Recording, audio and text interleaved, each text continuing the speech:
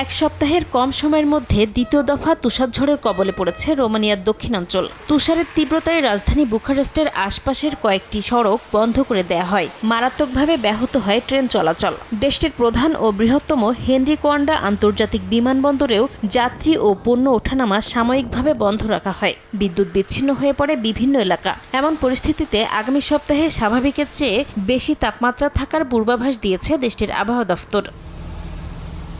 এর আগের দফায় বুধবার ভারী তুষারপাতে রোমানিয়ার একাধিক মহাসড়ক বন্ধ হয়ে যায়। বুখারেস্ট বিমানবন্দর থেকে কিছু ফ্লাইট অন্য বিমানবন্দরে সরিয়ে নেয় সংশ্লিষ্ট কর্তৃপক্ষ। পাশাপাশি কৃষ্ণসাগর উপকূলের বন্দরগুলো বন্ধ ঘোষণা করা হয়। এদিকে তীব্র ঝোড়ো হাওয়া ও ধূলিঝড়ে স্থবির হয়ে পড়েছে চীনের উত্তরাঞ্চলের জনজীবন। রাজধানী বেইজিং সহ একাধিক অঞ্চলে সতর্কতা জারি করা হয়েছে। দেশটির আবহাওয়া বিভাগ জানিয়েছে, শুক্রবার প্রবল বাতাস ও ধূলিঝড়ের জন্য হলুদ সতর্কতা এবং শৈত্যপ্রবাহের জন্য নীল সতর্কতা জারি করা হয়। শনিবার বেইজিংয়ে দমকা হাওয়ার গতি ঘন্টায় 150 কিলোমিটার পর্যন্ত পৌঁছায়। বিকাশ পেমেন্টে 10,000 টাকার বেশি অফার। শপিং চলছে তো।